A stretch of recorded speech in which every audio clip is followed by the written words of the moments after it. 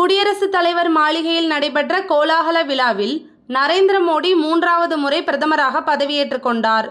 அவரோடு 71 அமைச்சர்களும் பதவியேற்றுக் கொண்டனர். 30 கேபினெட் அமைச்சர்கள் பொறுப்பேற்றுக் கொண்டனர். மோடி தலைமையிலான புதிய அமைச்சரவையில் தெலுங்கு தேசம் கட்சி, ஐக்கிய ஜனதா தளம் உள்ளிட்ட கூட்டணி கட்சிகளை சேர்ந்த 11 பேர் இடம்பெற்றுள்ளனர்.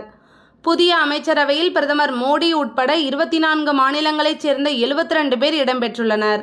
16 எம்பிக்களை கொண்ட தெலுங்கு தேசம் கட்சியிலிருந்து டாக்டர் சந்திரசேகர் பெமசானி மற்றும் ராம்மோகன் நாயுடு ஆகிய 2 பேர் மோடி அமைச்சரவையில் இடம்பெற்றுள்ளனர். 12 எம்பிக்களை கொண்ட ஐக்கிய ஜனதா தளம் கட்சியிலிருந்து ராம்நாத் தாகூர் மற்றும் லலன் சிங் ஆகிய 2 பேர் மோடி அமைச்சரவையில் இடம்பெற்றுள்ளனர்.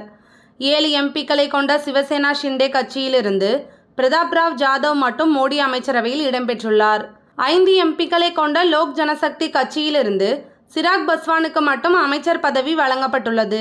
2 எம்பிக்களை கொண்ட மதச்சார்பற்ற ஜனதா தளம் கட்சியிலிருந்து அக்கட்சியின் மூத்த தலைவர் HT குமாரசாமி, 2 எம்பிக்களை கொண்ட ராஷ்டிரிய லோக் தளம் கட்சியிலிருந்து ஜெயந்த் சௌத்ரி ஆகியோர் அமைச்சரவையில் இடம்பெடுத்துள்ளனர். ஒரே ஒரு எம்பியை கொண்ட இந்துஸ்தானி அவாம் மோர்ச்சா கட்சியின் ஜிதன் ராம் மாஞ்சி, அப்னா தளம் கட்சியின் அனுப்பிரியா படேல் உட்பட மொத்தம் 11 பேர் புதிய அமைச்சரவையில் இடம்பெற்றுள்ளனர்.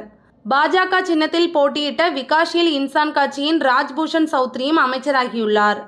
மத்திய அமைச்சரவையில் தமிழ்நாட்டை சேர்ந்த எல் முருகன் இணை அமைச்சராக பொறுப்பேற்றுள்ளார். இவர் மத்திய பிரதேசத்தில் இருந்து மாநிலங்களவைக்கு தேர்ந்தெடுக்கப்பட்டுள்ளார். இதேபோல் தமிழ்நாட்டை பூர்வீகமாக கொண்ட நிர்மலா சீதாராமன், ஜெய்சங்கர் ஆகியோர் கேபினட் அமைச்சர்களாக பதவியேற்றுள்ளனர். இது தவிர மாநிலங்களவை உறுப்பினராக உள்ள இந்திய குடியரசுக் கட்சியின் ராம்தாஸ் அத்வாலேவும் மீண்டும் அமைச்சராக பொறுப்பேற்றுள்ளார். மொத்தத்தில் மத்திய அமைச்சரவையில் 85% இடங்கள் பாஜகவுக்கு ஒதுக்கப்பட்டுள்ளன.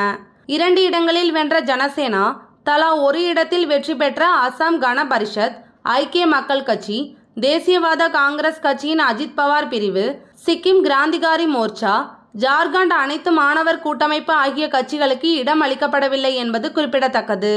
அமைச்சர்களில் 27 பேர் OBC, 10 பேர் SC, 5 பேர் ST, 5 பேர் சிறுபான்மையினர் ஆவர். இனி மத்திய கேபினட் அமைச்சரவையில் எந்தெந்த சமூகங்களுக்கு இடமளிக்கப்பட்டுள்ளது என்பதை காண்போம்.